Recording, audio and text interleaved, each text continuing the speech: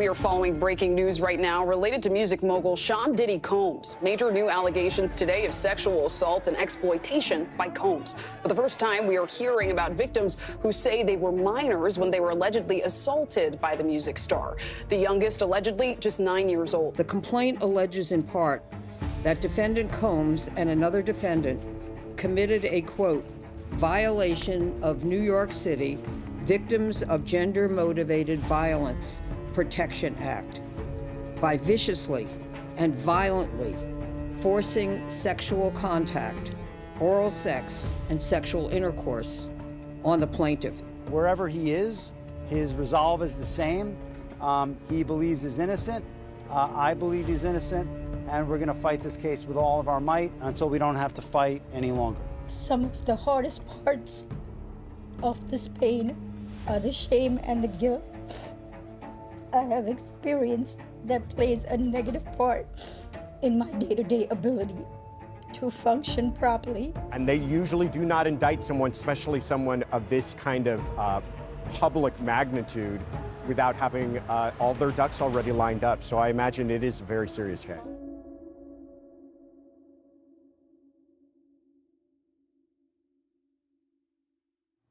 It's so difficult to reflect on the darkest times in your life.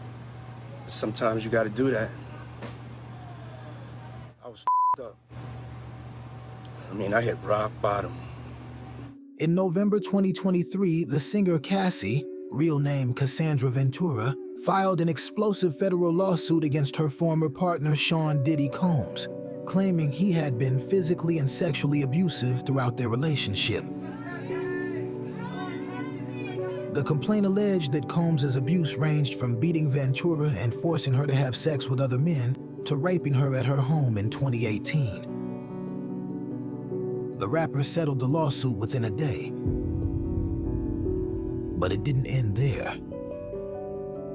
This was a situation that the rapper couldn't simply buy his way out of. Since then, over 24 men and women have sued Combs, accusing him of a wide range of abusive behavior including sexual harassment, rape, non-consensual pornography, and sex trafficking. The situation escalated in March when federal agents raided Combs' properties in Miami and Los Angeles. And then on September 16th, federal agents arrested Combs at a Manhattan hotel following a grand jury indictment. The music mogul was charged with racketeering and sex trafficking, to which he pleaded not guilty. A judge ruled that he be held without bail until trial. Sure you want to do that? Sure you want to do that? Following the raids, Combs' lawyer Aaron Dyer maintained that his client is innocent and will continue to fight every single day to clear his name. The music mogul even took matters into his own hands, turning to Instagram to deny all of his accusers' allegations. I have sat silently and watched people try to assassinate my character, destroy my reputation and my legacy, he said in December. Sickening allegations have been made against me by individuals looking for a quick payday. Let me be absolutely clear. I did not do any of the awful things being alleged. Social media was littered with jokes about baby oil and think pieces about how one man was able to get away with abuse for so long without getting caught. Was it his wealth? His power? Who else knew about what was going on and chose to stay silent? Come on, give us some love, Diddy. A magnifying glass was placed on all of the celebrities and staff who had associated closely with Diddy over the years as people began to question just how innocent they could have been. Was this all just one big open Hollywood secret? But in order for us to truly understand how Diddy was able to get away with his crimes for so long, we have to go back. Way back to the 90s when Sean Combs was not yet the superstar rapper and producer he is today, but was just a kid from Mount Vernon trying to make it big. By whatever means necessary. Savage! I'm a savage! Oh! I'm a savage! Whatever I want, I'm going to get! Whatever I want, I have to get!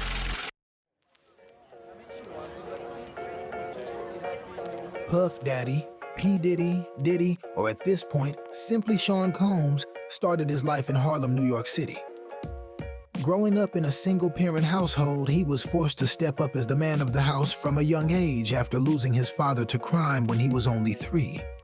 His mother, Janice Combs, encouraged his artistic pursuits, and he found solace in music.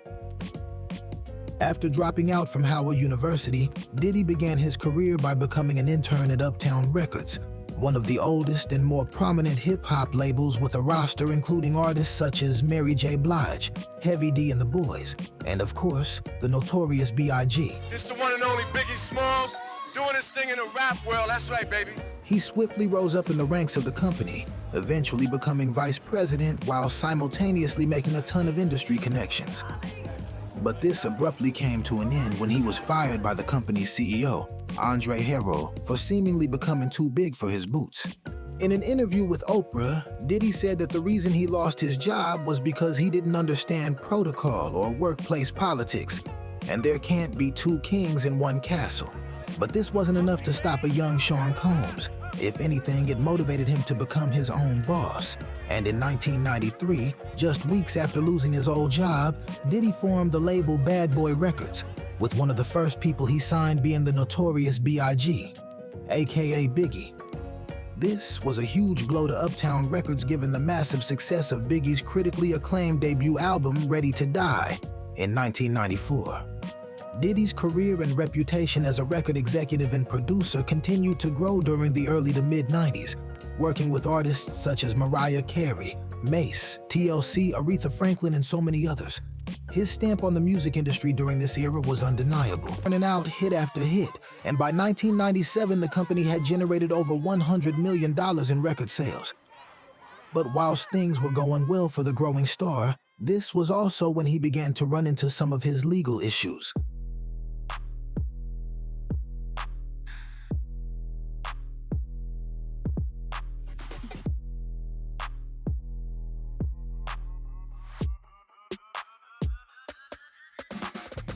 Around this time, a young artist named Tupac had just released his second studio album via TNT Recordings and Interscope Records and was slowly beginning to become a household name. Yeah, I like to think I'm revolutionary. Tupac and Biggie eventually went on to become friends, frequently being seen together on stage and at events. However, things changed quickly when Tupac was shot 5 times on his way to a studio session at Quad Studios in New York in 1994. The subject is Tupac Shakur, rapper, actor, court defendant, and now shooting victim. Shortly after midnight, 12:25 a.m. on Wednesday morning, Tupac Shakur was shot 5 times in the lobby of this Manhattan building right behind me. Police say it appeared to be a robbery attempt committed by 3 men as Tupac was on his way to a recording studio on the 8th floor of the Powers building. Shakur is reported in serious but stable condition at Bellevue Hospital and entered surgery at 10 a.m. Wednesday morning to check for internal bleeding. He was grazed by 2 shots to the head and wounded in the thigh, hand, and groin. The gunmen, who remain at large, also made off with $40,000 worth of jewelry. Shakur's lawyers, who are downtown awaiting the jury's verdict on sexual assault charges against Tupac, say the shooting looks like a setup and smells like a setup. After November 30th, 1994, the relationship between Biggie and Tupac was never the same. Rumors about who was behind the shooting and speculation about the whole thing being a setup began circulating. But none of this mattered because in the eyes of Tupac, it was Biggie who set him up. That's what they said. They said that. And thus, the West Coast versus East Coast beef began. This is also when suspicion about Diddy's involvement started to circulate for a number of reasons. After his shooting, Tupac was facing prison time for a sexual assault case and had to turn himself in, which he did on December 23, 1994. Whilst locked up, Biggie repeatedly stated in interviews that he had nothing to do with it and wished for Tupac's freedom, but Pac wasn't buying it. He thought that, just like all the other East Coast rappers, he was putting up a front for the media, and if he really cared, he would have come to visit him in prison. And then, any doubt about who was behind his shooting was erased with the release of Biggie's song Who Shot Ya in 1995. The song was recorded before Biggie's debut album Ready to Die, which was released in 1994, before the Quad Studios shooting had occurred, but again Pac wasn't buying it. Many believe that Diddy intentionally released the track after Tupac was shot as a way to taunt him and potentially fuel the battle between Tupac and Biggie, and he had plenty reason to do so. Prior to the shooting, Diddy had unresolved issues with the co-founder and CEO of Death Row Records, the label that Tupac was signed to, Suge Knight. I'd like to tell Tupac keep his guards up, we ride with him.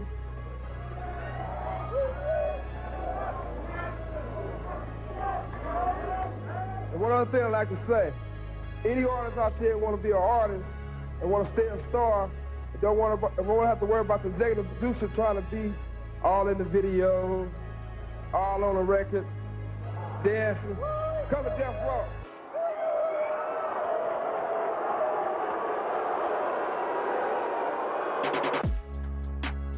The date is September 23rd, 1995, and the record producer Jermaine Dupri is throwing a party to celebrate his birthday in Atlanta, inviting all of his celebrity friends, including both Diddy and Suge Knight.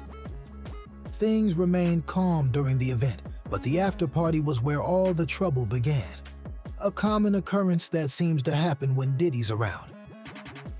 Suge Knight arrived at the Platinum House nightclub with only one person, his friend Big Jake, who also happened to be an OG Blood member.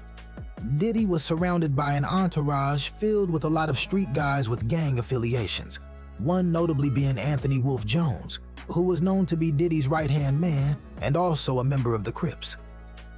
According to an off-duty Fulton County sheriff by the name of Chris Howard, who was working as security that night, Diddy and Suge inevitably ended up getting into a heated confrontation, resulting in both parties being asked to leave the club. In an attempt to avoid the altercation getting any worse outside, Suge's party was asked to remain inside whilst Diddy's entourage cleared out. But of course, things only got worse once they hit the streets. As Howard recalled, "I told Suge, okay, coast is clear," and we walked outside and got into the limo. His partner was just about ready to get into the limo when all of a sudden Puffy's guys came from around the corner and one of them had a gun. "I chased the guy with the gun around the corner," Howard said. He handed the gun off to another guy. It was a .45. By the time I got back out front, that's when the guy took a shot at Suge's partner. He shot him 2 or 3 times. Howard said he had drawn his weapon but couldn't fire because a crowd had gathered outside the club. He said he saw the shooter jump into a car carrying Cobb's associates. "I couldn't see who was driving, but all the guys who were with Puffy ran to the car when the shooting took place," Howard said. Then the shooter jumped in and they drove off. 15 minutes later, the police arrived, but by that point the shooter was nowhere to be found and no weapon was ever recovered. The victim, Jake Robles, also known as Big Jake, died in the hospital a few weeks later. A lot of speculation followed that night over who actually shot Big Jake, but Jermaine Dupri and many others believed it was Wolf who took the fatal shot. This was the night that officially turned a competition in hip-hop to a full-blown beef. With Bloods and Crips now involved in the beef, things turned violent quickly, and over the following year, a lot of blood was shed, including the blood of the superstar of Death Row, Tupac, and eventually the legendary Notorious B.I.G.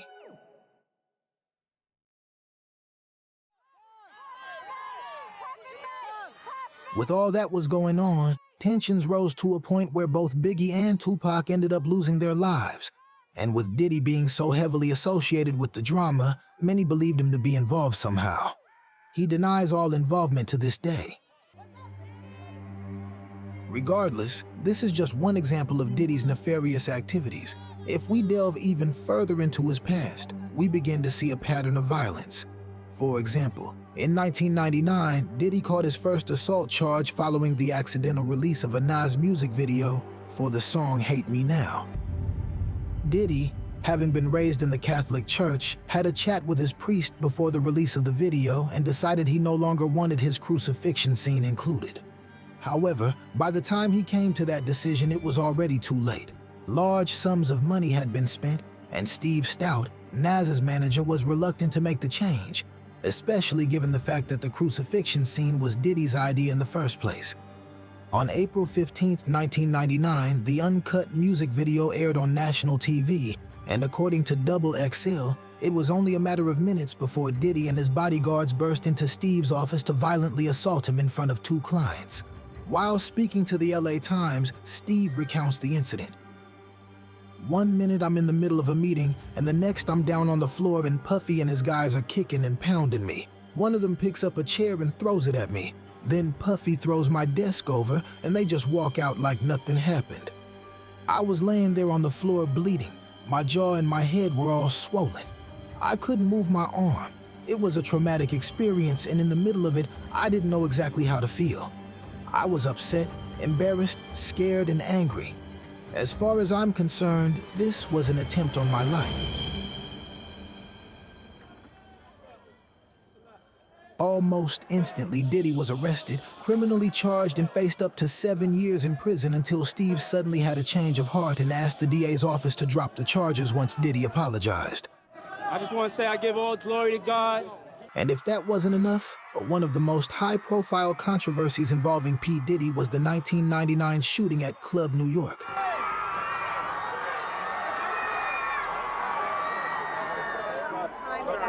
On December 28, 1999, Sean Combs and then-girlfriend Jennifer Lopez had been celebrating a soon-to-be-released album by Shine, a.k.a. Jamal Barrow, the rap mogul's 21-year-old protege at Midtown's Club New York. Yeah, September 26th, album coming out. Number 8 on Jams right now. Request that so I can be number 1, all right? They were leaving when Combs, carrying a bottle of champagne, accidentally jostled one of the club's patrons, knocking a drink out of his hand. The man, Matthew Allen, a street tough known as Scar, responded with a shove. Things escalated. One of Allen's companions allegedly threw a stack of money in Combs' face, and shots were fired, leaving 3 people injured. Combs and Lopez were arrested fleeing the scene in a Lincoln Navigator with a gun in the trunk. J-Lo was quickly absolved, and although witnesses said they'd seen Combs with the weapon, and his driver testified that his boss had bribed him to claim ownership, his legal team, including Johnny Cochran, created enough doubt that Combs was acquitted too.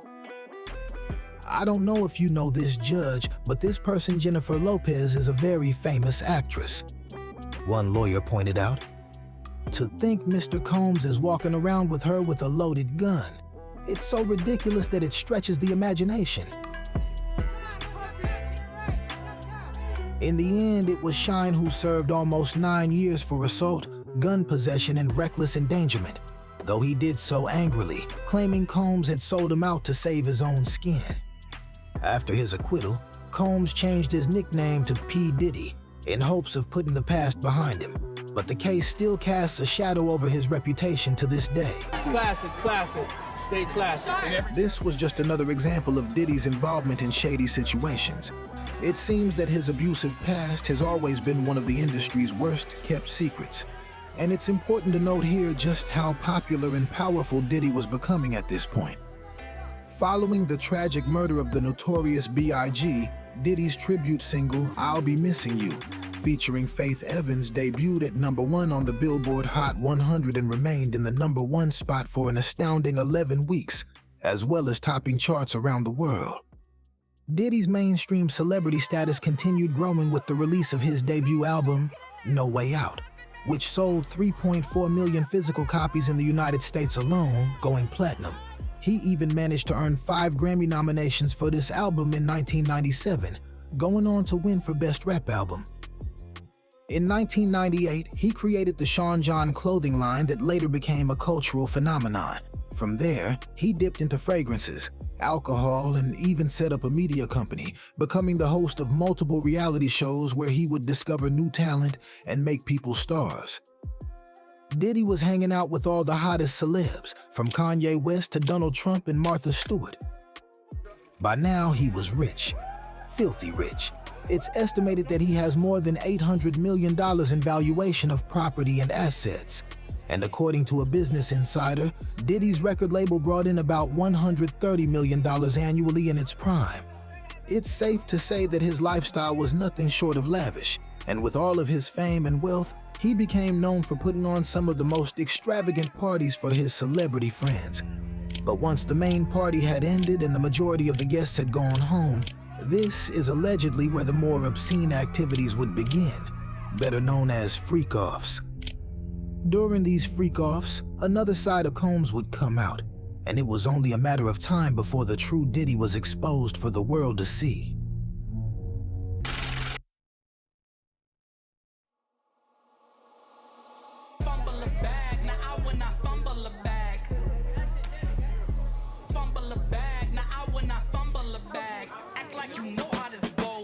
Hey there, I'm Lindsay Sharp joining Ashton and Diddy this year in Beverly Hills, where they brought the infamous white party. It's 4th of July, but we're also shining a light on malaria no more.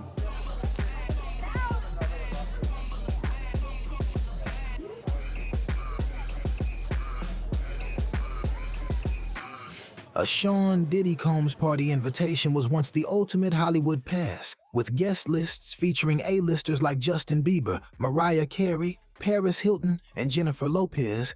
These events were a star-studded affair. Even Jay-Z and Beyonce have used Diddy's parties to debut new music. So how did this whole white party come about all these years? Oh man, it was like maybe over a decade ago. So I moved to a new neighborhood and they were like, well, what's this guy doing moving here in East Hamptons? And you know, and he has this estate on the water, what's going on? And so I said, everybody, come on over to the house so y'all get to know me. Let me invite some of my friends from Harlem, from 145th Street. Let me mix y'all together so y'all know you ain't got nothing to be afraid of. You ain't got to hold your pocketbooks tight or nothing when I'm jogging in the neighborhood. And you know, then it was history. Everybody became friends, and a lot of people, you know, really kept friendships from that. It was something that I just did every summer, you know, in the Hamptons, and I took it overseas to Sandro Pay, and then I brought it here to LA, and you know. Now, why did you decide to bring it to LA this time around? I was out here shooting a movie and just out here meeting new people, and really also it was just the prime place to do because you know, Ashton's located here, and to do the whole malaria no more. Oh, well, I've never been to the white party before, and this is definitely a big way to spend 4th of July. I can't imagine it any other way, but being in New York all the other years, just seeing the fireworks and everything, LA was just a change of scenery, so I'm excited about it. Lastly, what makes Ashton and Diddy the perfect hosts for the night? They're just a dynamic duo. They're big together, so I don't know. I'm excited to see what's inside. I don't know what's gonna happen.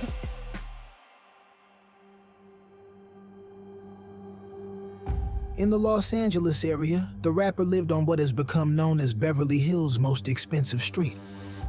The high fences allow celebrities to hide from prying eyes, and Hugh Hefner's Playboy mansion sits only a few doors down. Diddy's mansion in Beverly Hills was one of several venues he used to host his annual White Party, a flagship event which he held from 1998 to 2009. He began the parties in New York's exclusive Hamptons area with a strict all-white dress code, bringing together East Hampton's old money elite and the rising stars of hip-hop. Mr. Combs once described the parties as a way to break down racial and generational barriers. But the hottest party of the year was a facade that allowed sinister conduct, according to recent lawsuits. In a lawsuit, a man, who was 16 years old at the time, described the thrill of getting to attend Mr. Combs' first white party in 1998. Walking into the Hamptons mansion, he saw celebrities and entertainment executives left and right. In the lawsuit, he said he believed the party could open doors to a music career.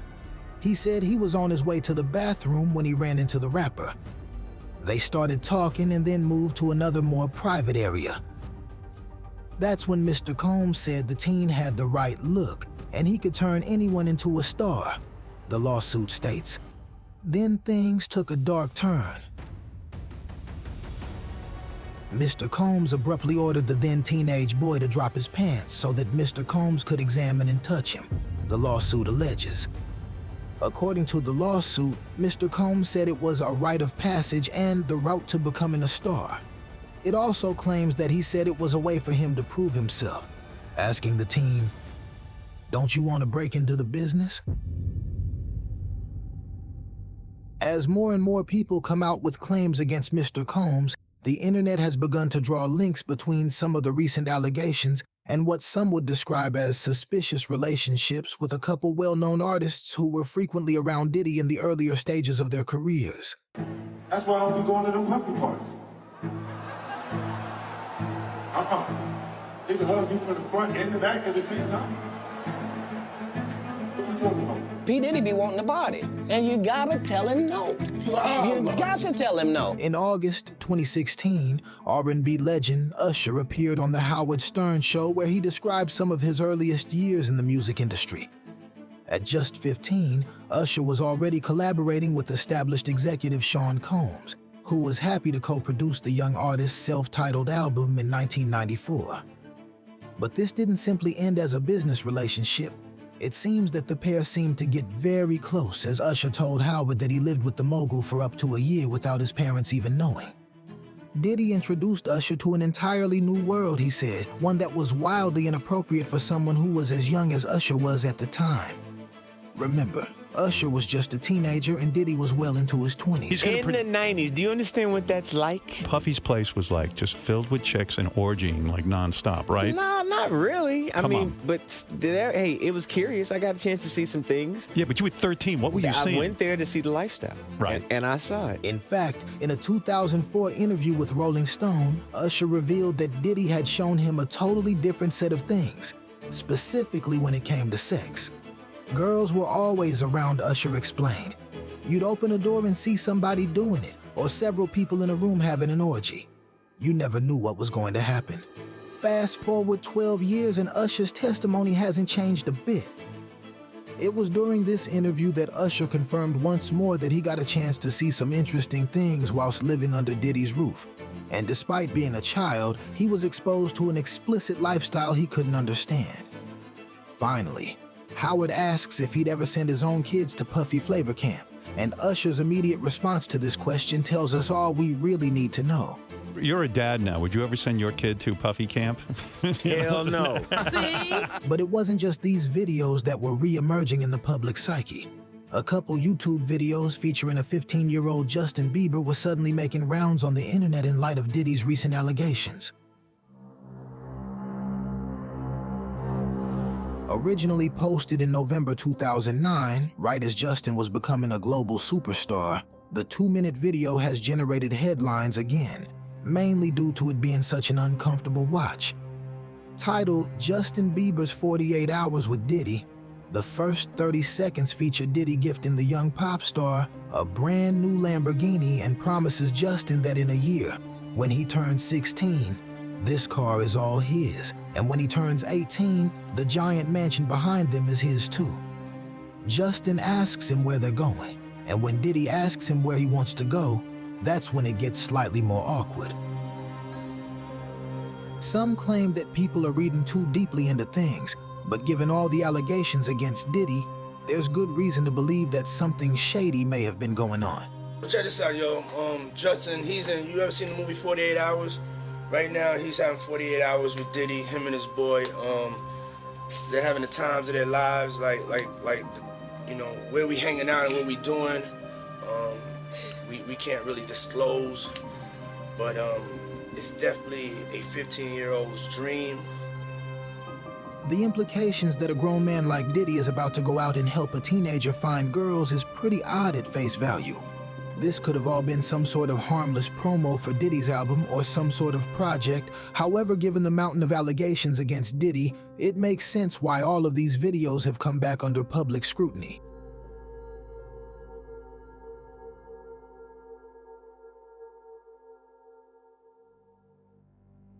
"2024 has been a harrowing year for Sean Combs. 2 years ago, the rap musician and mogul threw a lavish 53rd birthday party at his $61 million mansion in Beverly Hills.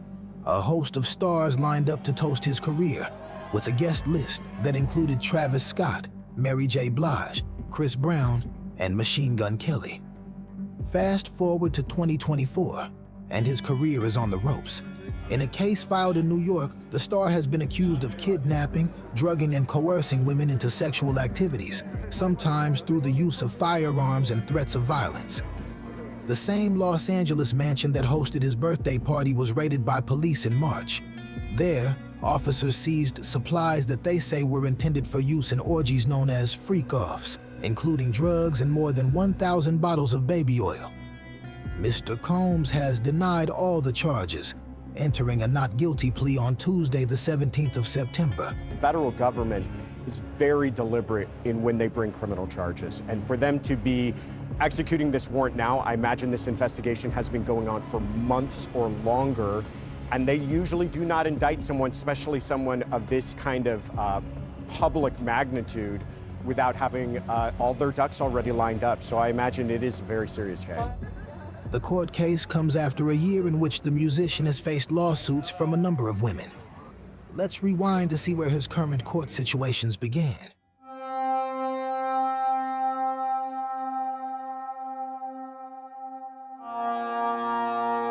The indictment alleges that between at least 2008 and the present, Combs abused, threatened, and coerced victims to fulfill his sexual desires, protect his reputation, and conceal his conduct.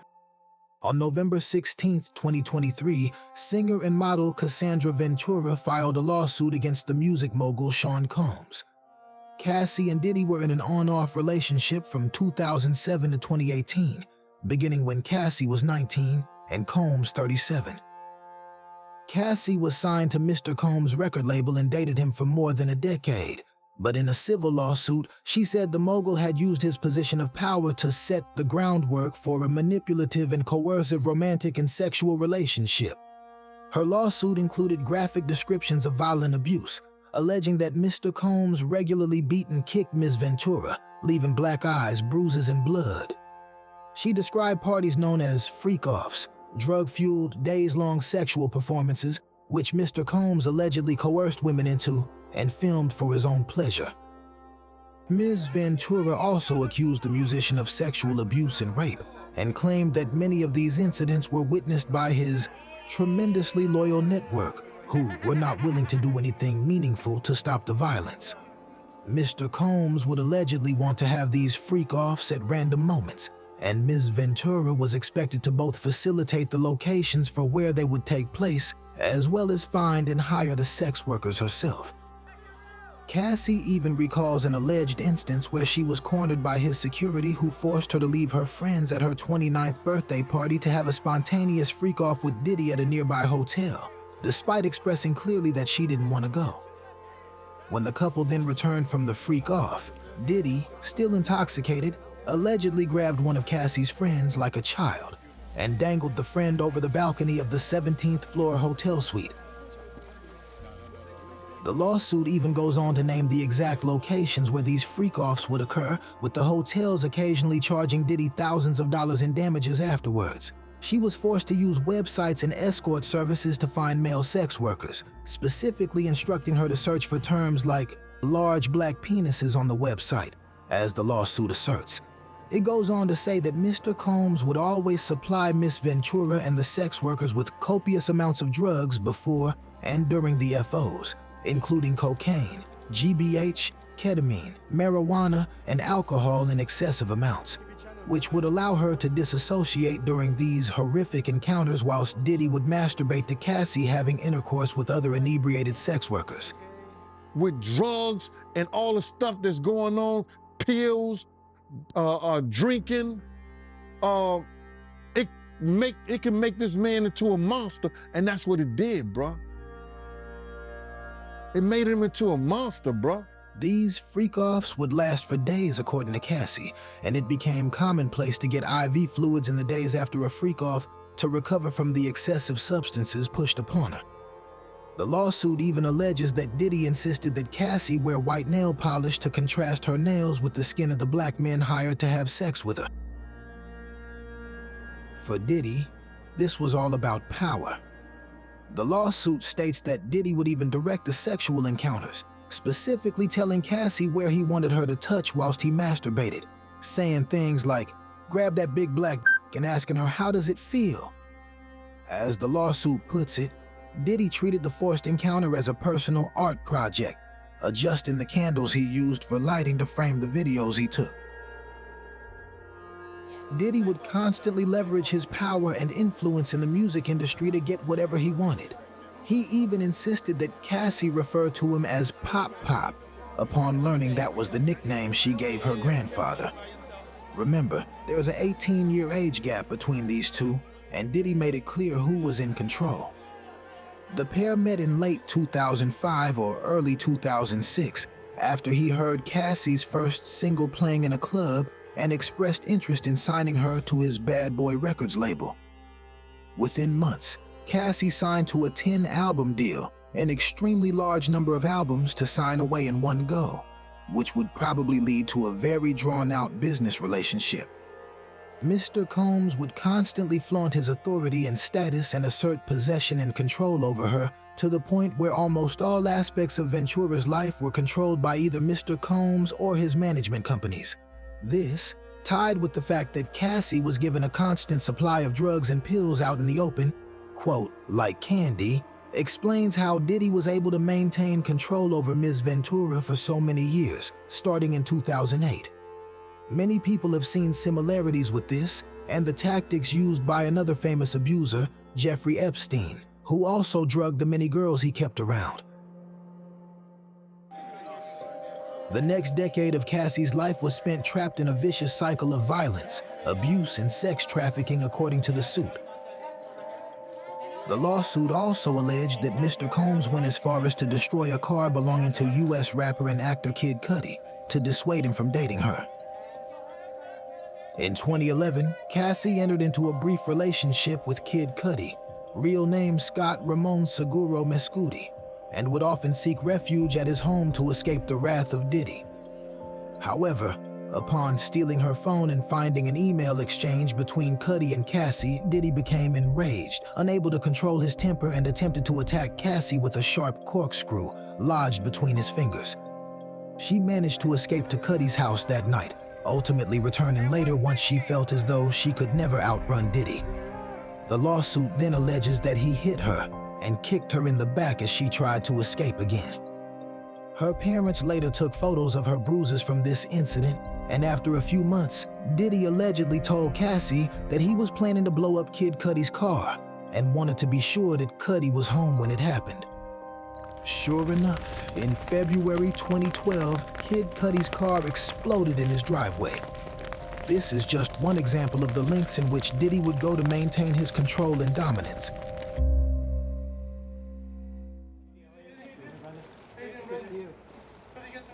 Cassie and Combs mutually agreed to settle the case on November 17, 2023. 4 days after filing her lawsuit, Cassie asked the court to dismiss her entire case with prejudice, which meant that her claims could not be filed again. Speculation over why they settled so quickly dominated the news over the following weeks. Was she paid off? Why didn't he want to face her in court? Was this an admission of guilt?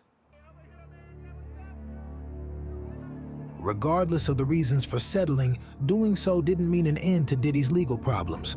If anything, Cassie's case opened the floodgates for lawsuits against Diddy. In the weeks after settling Cassie's lawsuit, Mr. Combs was accused of sexual assault dating back to 1991 by multiple women and men. One of the more prominent cases came from Rodney Jones Jr., better known as Lil Rod, a record producer from Chicago who filed a 105-page federal complaint against Combs on February 2, 2024, accusing him and the people who work with him of being part of an illegal racketeering enterprise.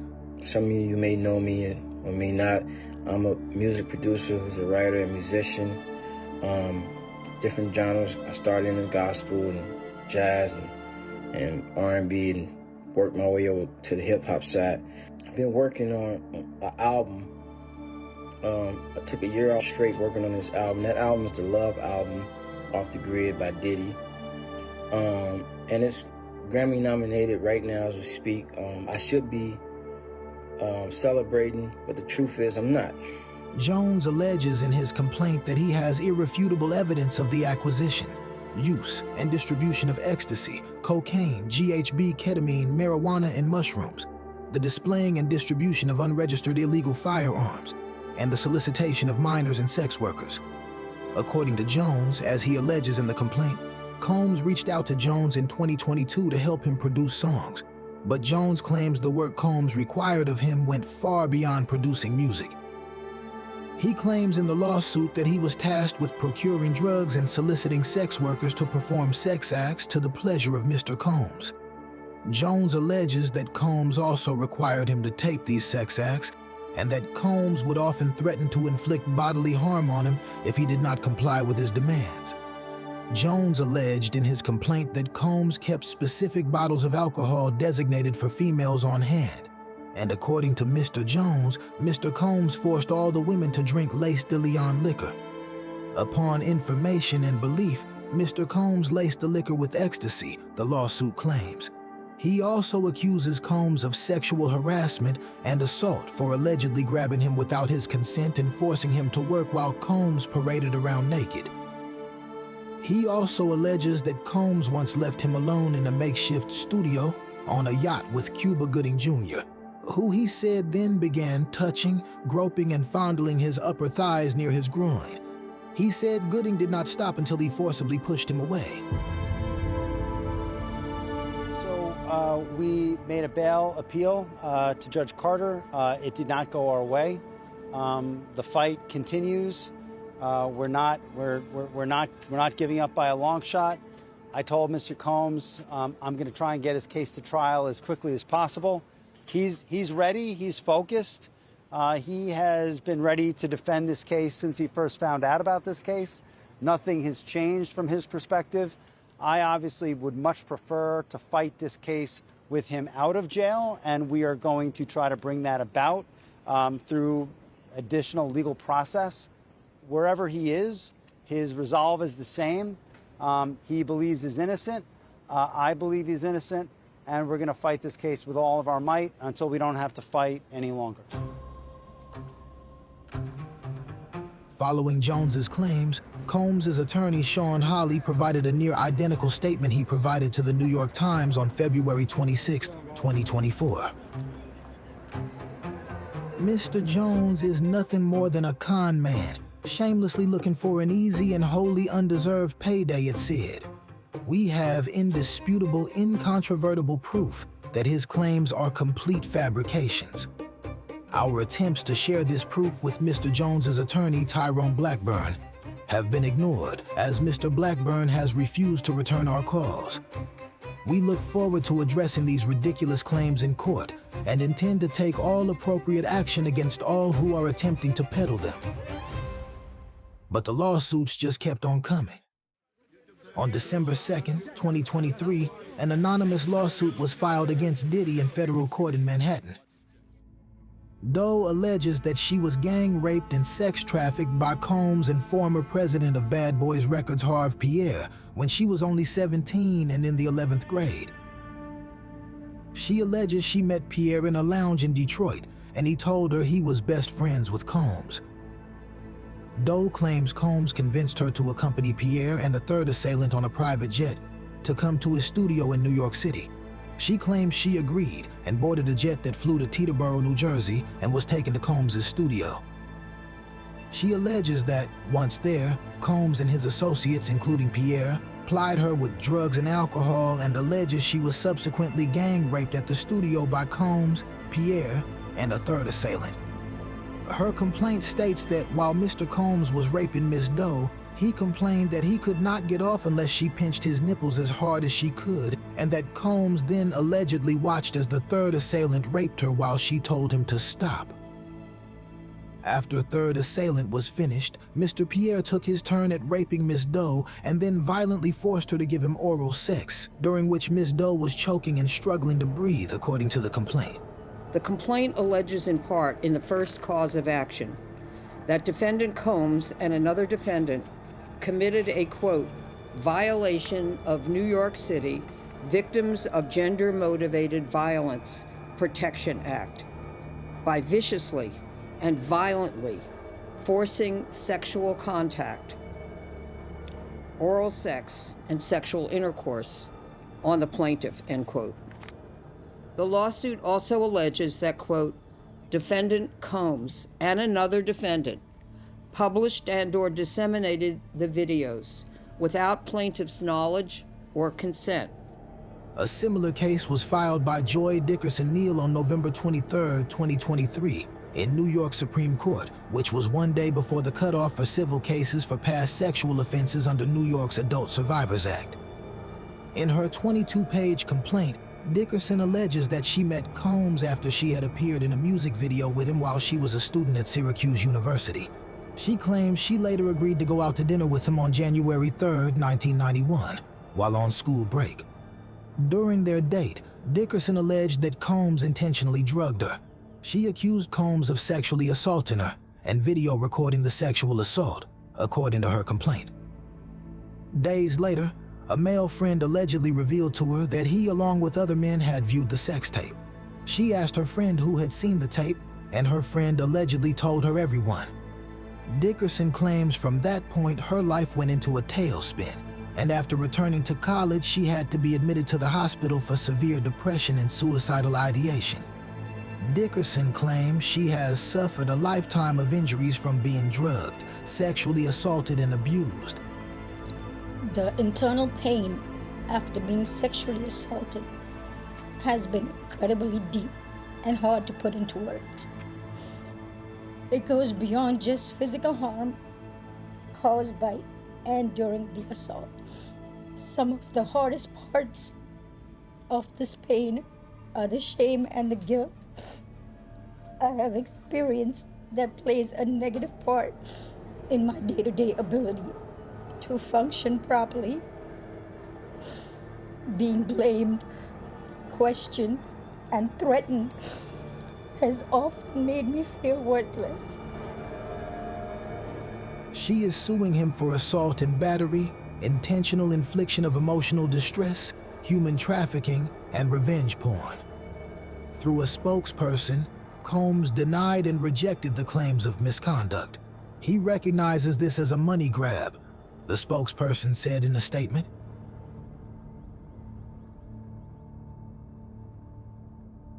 About your own style, you're well known for your style. You all look fantastic. Thank you. I mean, your style has evolved too. Yeah, I think my style has evolved. But also at the same time, it's important that I do make an announcement that there has been a lot of swagger jacking of my style. Yes. Another lawsuit comes from someone who used to work directly with the music mogul. Dawn Richard, who was a member in two of Combs' musical groups, Danity Kane and then Diddy Dirty Money, filed a 55-page lawsuit against Combs in Manhattan's federal court, saying she personally witnessed Combs assault his then-girlfriend Cassie Ventura. Richard's suit claims that his abuse included choking and strangling Miss Ventura, striking her with his hands and with objects, slapping her, punching her, and throwing items at her, including a scalding hot pan. Richard also describes trying to help Ventura, and Combs threatening her life in return. Richard's lawsuit alleges that Combs regularly hurled objects in fits of rage, including mobile phones, laptops, food, and studio equipment at people. Richard says she also saw Kim Porter, the mother of 3 of Combs' children, leave the recording studio in 2005 in tears and with visible facial injuries. Richard claims she was present when Combs had a party and that dozens of girls, some of whom appeared to be underage, were given drugs and alcohol, and that even though many of them appeared lethargic or passed out, Mr. Combs and his guests performed sexual acts on them, according to her complaint. Richard's lawsuit states that Mr. Combs repeatedly said things like, "This is a buffet. Enjoy yourselves. This is what we do. This is how we party." Richard says she was concerned for her safety, was subjected to gender-motivated violence, and was sexually harassed and assaulted by Combs. She is suing Combs for sex trafficking, sexual assault, sexual battery, and false imprisonment, among other claims, and is demanding a jury trial.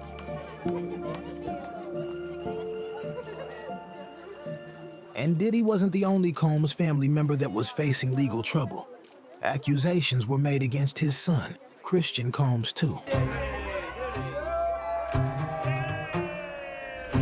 Sean Combs' 26-year-old son, Christian King Combs, is being sued for sexual assault, battery, and intentional infliction of emotional distress, among other allegations. The 31-page lawsuit brought by Grace O'Marquet claims that she was sexually assaulted while working as a yacht deckhand for the family during Christmas break in 2022 in the Caribbean. She is also asking that Sean Combs be held liable for his son's actions for charting the yacht, assuming responsibility for his guests throughout the Caribbean trip. That's King Combs. You're gonna be way bigger than me.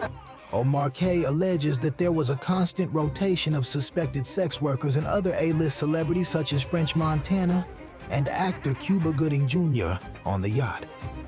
Omar K alleges sex workers were sprawled out unconscious about that yacht, and it was difficult to distinguish which bottles of alcohol were laced with drugs and which bottles were not.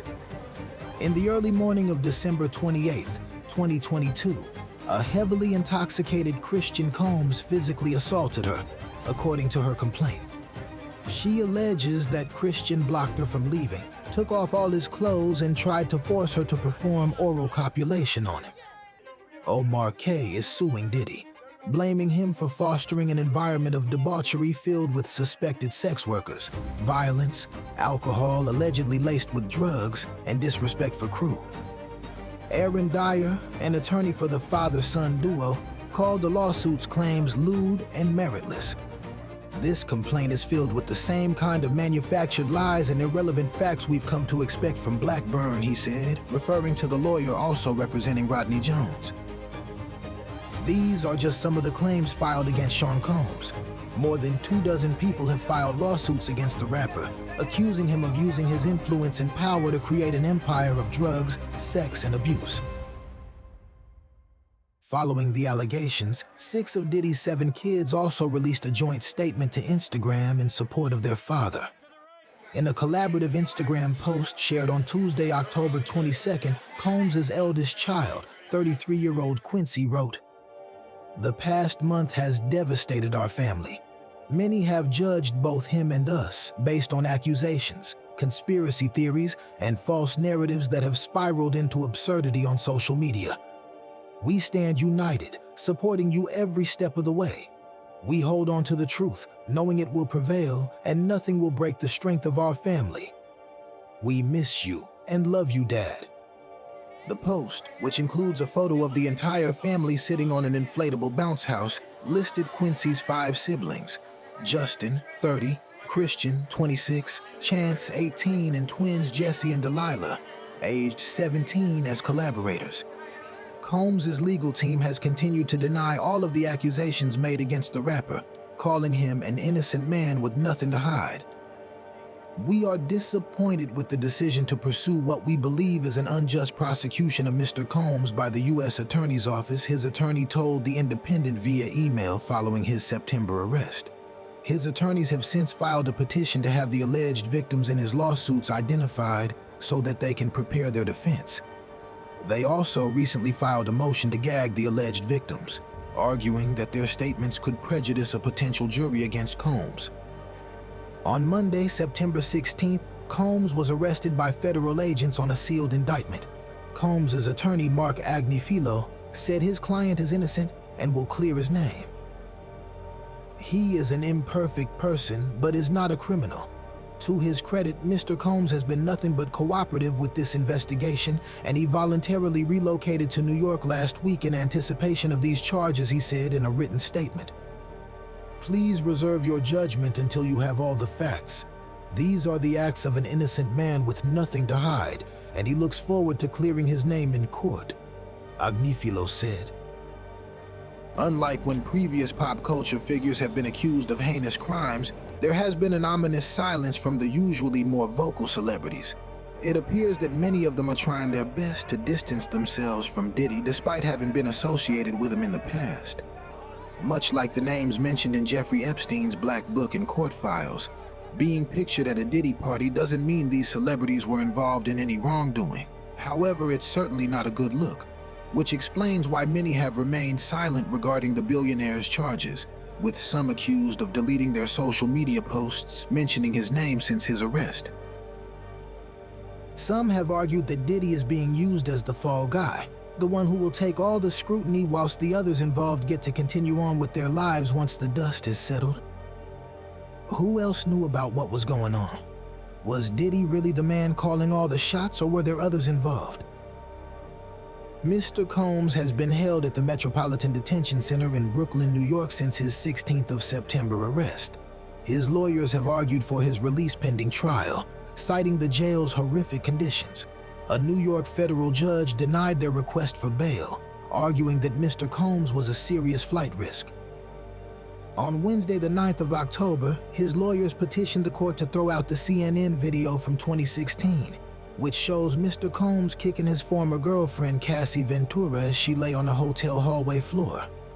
They argued that the government was responsible for leaking the video to CNN, and that it has led to damaging, highly prejudicial pretrial publicity that can only taint the jury pool and deprive Mr. Combs of his right to a fair trial.